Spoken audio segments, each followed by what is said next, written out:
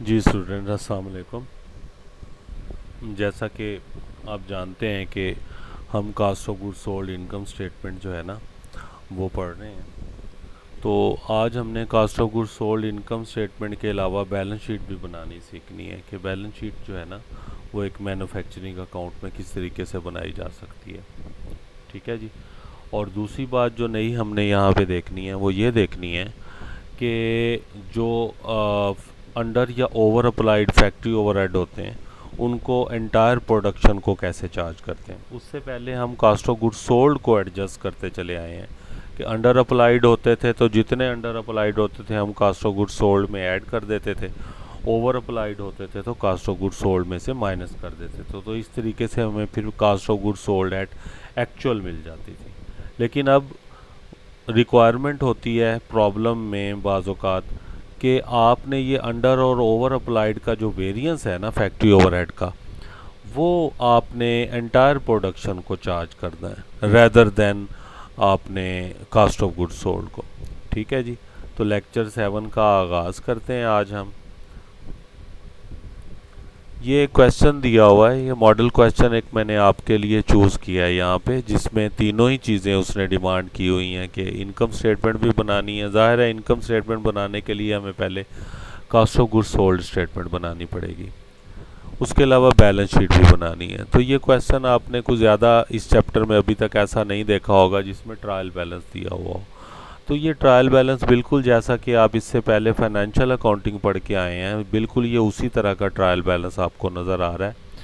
यहाँ पे जो है ना वो डेबिट और क्रेडिट के कॉलम जो है ना वो आपको नज़र आ रहे हैं यहाँ पे बैलेंसेस। तो ये हमारा जो ट्रायल बैलेंस है ये ज़्यादा हमें हेल्प करेगा कि हम जो है वो जब बैलेंस शीट बनाने के लिए जाएंगे तो ये हमें उसमें हेल्प करेगा ज़्यादा। ये मज़ीद एडिशनल डाटा इसमें जो दिया हुआ है देखें उसी तरीके से ये इन्वेंट्रीज़ दी हुई हैं यहाँ पे, मटेरियल की इन्वेंट्री जो दी हुई है और वर्क इन प्रोसेस की भी दी हुई है और फिनिश गुड्स की भी दी हुई है। अब जो वेरिएंस की बात हो रही है फैक्ट्री ओवरहेड के हवाले से, उस लिहाज से यहाँ पे देख लें। There was a debit balance of ₹1480 representing the difference between actual factory overhead cost of 17,480 and the factory overhead cost applied to production at the rate of 100% of direct labor cost which is 16,000। यानी कि आपके जो applied factory overhead हैं इस case में वो 16,000 बनेंगे 100% of direct labour cost अगर लेंगे, तो एक्चुअल जो है ना वो आपके 17,480 बन गए। ठीक है जी बात। तो आपका जो वहाँ पे डेबिट बैलेंस फिर नज़र आ रहा है वो 1480 रुपये का नज़र आ रहा है यहाँ पे ना। इसको हमने एडजस्ट करना है एंटायर प्रोडक्शन के ऊपर, जैसा कि ये आपको रिक्वायरमेंट में नज़र आ रहा है। यहाँ पे देखें ये statement of cost of goods manufactured बनानी है हमने, एंड सोल्ड बनानी है हमने, और प्रॉफिट एंड लॉस स्टेटमेंट हमने बनानी है। ठीक हो गया जी बात। और लास्ट में हमने ये बैलेंस शीट उसने मांगी हुई है, यहाँ पे ये बैलेंस शीट बनानी है। तो ये जो बात हमें एक्सप्लेनेशन दे रहा है यहाँ पे, हमने इसको एंटायर प्रोडक्शन को यहाँ पे चार्ज करना है। तो हम आए इसके सोल्यूशन की तरफ चलते हैं। ये ट्रेडिशनल किस्म का, जैसा आप इससे पहले सोल्यूशन इसका बनाते चले आए हैं, कास्ट ऑफ गुड्स सोल्ड आप बनाते चले आए हैं, बिल्कुल वैसे ही बनानी है। ये देखें रॉ मटेरियल ओपनिंग इन्वेंट्री है, उसमें मटेरियल परचेज आ गया, और इसी तरीके से फिर रॉ मटेरियल क्लोजिंग इन्वेंट्री को लेस करते हैं तो मटेरियल कंज्यूम्ड या ये मटेरियल की कॉस्ट आ जाएगी, जिसको हम मटेरियल यूज भी कहते हैं। डायरेक्ट लेबर इसमें ऐड की तो प्राइम कॉस्ट आ गई हमारे पास। फैक्ट्री ओवरहेड अप्लाइड उसने डायरेक्ट लेबर का 100% कहा हुआ है, तो डायरेक्ट लेबर 16% है, तो फैक्ट्री ओवरहेड जो अप्लाइड हैं वो भी 16% होंगे। अभी हमने अप्लाइड ले लें, बाद में जाके हम इसकी एडजस्टमेंट करेंगे कि आया हमारे अप्लाइड ज़्यादा थे या कम थे। ये टोटल फैक्ट्री कॉस्ट है, नॉर्मल आ गई है। नॉर्मल इसीलिए लिख रहे हैं कि अभी तक हमने इसमें फैक्ट्री ओवरहेड अंडर या ओवर अप्लाइड का जो वेरिएंस है उसको एडजस्ट नहीं किया। जब एडजस्ट कर देंगे तो एट नॉर्मल की बजाय एट एक्चुअल लिख देंगे यहाँ पे। तो वर्किंग प्रोसेस ओपनिंग इन्वेंट्री को हमने ऐड किया तो cost of goods available for manufacturing आ गया हमारे पास। क्लोजिंग इन्वेंट्री वर्किंग प्रोसेस की लेस की हमने तो cost of goods manufactured at normal आ गया हमारे पास। फिनिश गुड्स इसी तरीके से ओपनिंग इन्वेंट्री को ऐड करेंगे, फिर क्लोजिंग इन्वेंट्री को लेस करेंगे, तो cost of goods sold eight normal हमारे पास इस तरीके से आ जाएगी।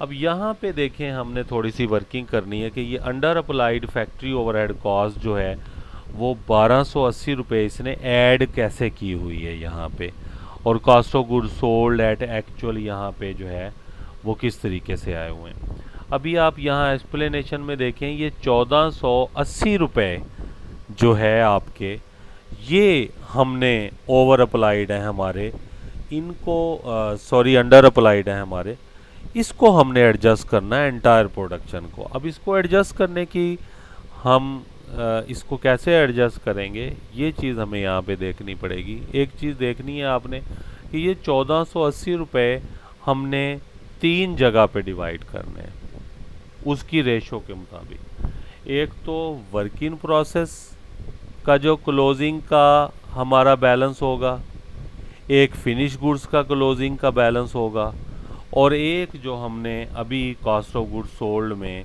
हमने एट नॉर्मल जो है ये 80,000 हमने कॉस्ट ऑफ गुड्स सोल्ड निकाली है, हमने इसको लेना है। तो ये 3 फिगर्स हमारे पास ऐसे हो जाएंगे कि इसकी हमने रेशो बनानी है, और इस रेशो के मुताबिक जो है वो 1480 रुपये जो है वो हमने इन तीनों में जो है ना वो ऐड कर देने हैं, जितने जितने जिसके बनेंगे। जैसा कि ये देखें, ये जो है वो 1280 रुपये जो है इस रेशो के मुताबिक जो है वो कॉस्ट ऑफ गुड्स सोल्ड के बनेंगे, हमने इसमें ऐड कर दिया।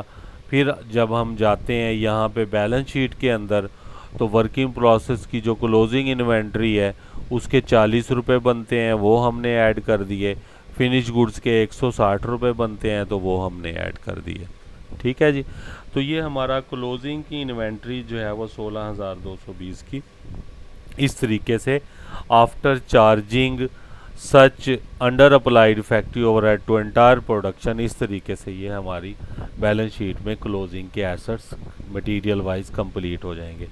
प्रीपेड इंश्योरेंस, आपको पता है फाइनेंशियल अकाउंटिंग के मुताबिक कोई भी खर्चा जो एडवांस में पेड किया हुआ वो आपका एसेट बनता है। नोट रिसीवेबल एसेट हैं आपके, अकाउंट रिसीवेबल एसेट हैं आपके, कैश, फिक्स एसेट में ये 93,500 है, उसमें डेप्रिसिएशन क्वेश्चन में दी हुई है 20,000 की, वो माइनस कर देनी है, तो ये नेट फिक्स एसेट्स आपके पास बुक वैल्यू में आ जाएंगे। ये सारा डाटा आपको यहाँ से जो है वो ट्रायल बैलेंस से आपको एसेट्स और लायबिलिटीज़ का सारा डाटा यहाँ से आपको मिल जाएगा। तो उसके अलावा आप यहाँ पे देखें कि करंट लायबिलिटीज़ में जो है ना वो रेंट पेएबल, टैक्सेस, कोई भी नई चीज़ नहीं है। मैं इसीलिए इसको थोड़ा सा फास्टली करवा रहा हूँ कि ये सारे फाइनेंशियल अकाउंटिंग वाले जो है ना वो हमारे आइटम है। यहाँ पे रिटेन अर्निंग जो है ये उसने ये भी ट्रायल बैलेंस में दे रखी है। इसके अलावा ये नेट प्रॉफिट, आपको पता है कि कैपिटल या रिटेन अर्निंग में ऐड करते होते हैं, तो ये आपका 16,500 का नेट प्रॉफिट, ये नेट प्रॉफिट हमें इनकम स्टेटमेंट से मिलेगा। ये देखें सेल्स ट्रायल बैलेंस में दी हुई है 1 लाख की, कॉस्ट ऑफ गुड्स सोल्ड आ गई, ये ग्रॉस प्रॉफिट आ गया हमारे पास। ऑपरेटिंग एक्सपेंस जो है हमारे पास, सेलिंग एक्सपेंस आ गया, ये आ गया। इस तरीके से इनको लेस करेंगे तो हमारे पास ये नेट प्रॉफिट 16,500 का आ जाता है। तो इसी तरीके से ये जो आपके पास इनकम स्टेटमेंट, ये कॉस्ट ऑफ गुड्स सोल्ड हमने cost of goods sold statement से हासिल की थी। ये हमने जो cost of goods sold eight actually 81,280 है, यही हमने जो है ना ये कॉस्ट ऑफ गुड्स सोल्ड यहाँ पे यूज़ की, हमारे पास ये नेट प्रॉफिट आ गया। नेट प्रॉफिट को हमने यहाँ पे ऐड किया, तो ये हमारे पास बैलेंस शीट आ गई है। तो आज हमें ये जो क्वेश्चन दिया गया था वो एक ट्रायल बैलेंस दिया गया था कि जिसमें मुख्तलिफ आइटम दिए गए थे हमने इनकी मदद से जो है ना ये फर्दर डाटा हमारे पास अवेलेबल है। हमने जो नई चीज़ यहाँ पे आज बनाई है वो बैलेंस शीट बनाई है, और ओवर अप्लाइड जो फैक्ट्री ओवरहेड हैं, सॉरी अंडर अप्लाइड जो फैक्ट्री ओवरहेड हैं, उनको हमने एंटायर प्रोडक्शन को चार्ज किया। ठीक है जी।